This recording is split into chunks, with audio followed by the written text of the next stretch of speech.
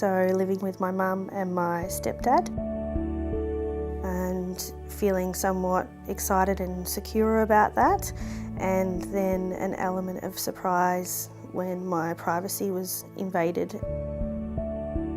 There were listening devices placed in my bedroom by my stepdad that he built himself.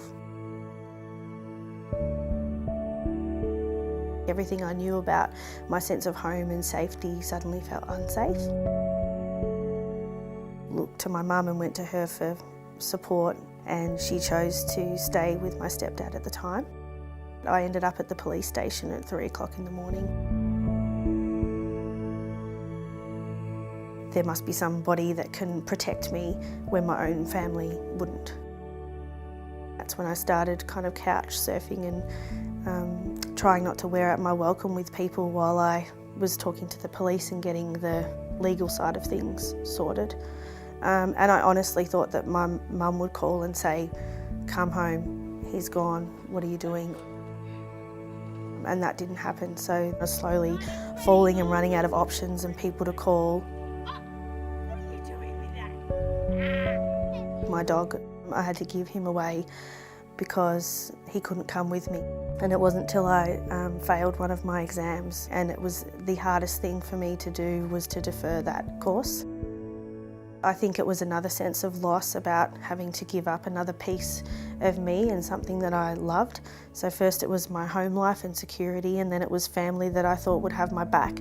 Then it was the course, which was my ticket to freedom. It was going to help me get a job and get a life of my own. And then my dog, who was my only family really at that point in time.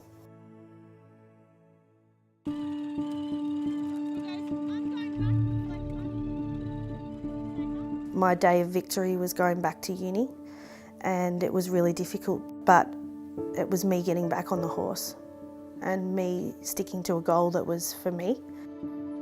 I wasn't going to let something that happened to me own me and create a label out of my life. So it was really important for me to be me and survive. I never thought I would be homeless. Not having a place to call home and needing to sleep on people's couches and asking for help, and not being able to hold down a job because I don't have a place to get ready properly in the morning or a place to shower. So I would challenge people's perceptions to say that it could be anyone, that from an onlooker's perspective it can be invisible to their eyes, that people will do anything to cover it up because of the guilt and shame that goes with being homeless and that sense of blame. Bad things happen to good people, and it can happen to anyone. My advice to somebody else that was experiencing homelessness would be to seek help and to ask and take that initial first step, which is often the hardest, but to not be embarrassed or ashamed because there is so much help out there. I think for me to have the self-awareness that I have knowing myself through going through that experience of learning who I am and coming from that place of empathy to help others makes all the difference to not just the work that I do, but every time I walk out the door or even on the phone have a conversation, it gives me a chance to inspire others, and that is through my optimism and strength and sharing a little bit of my energy, which I have a lot of, with others to be able to help them be the best they can be.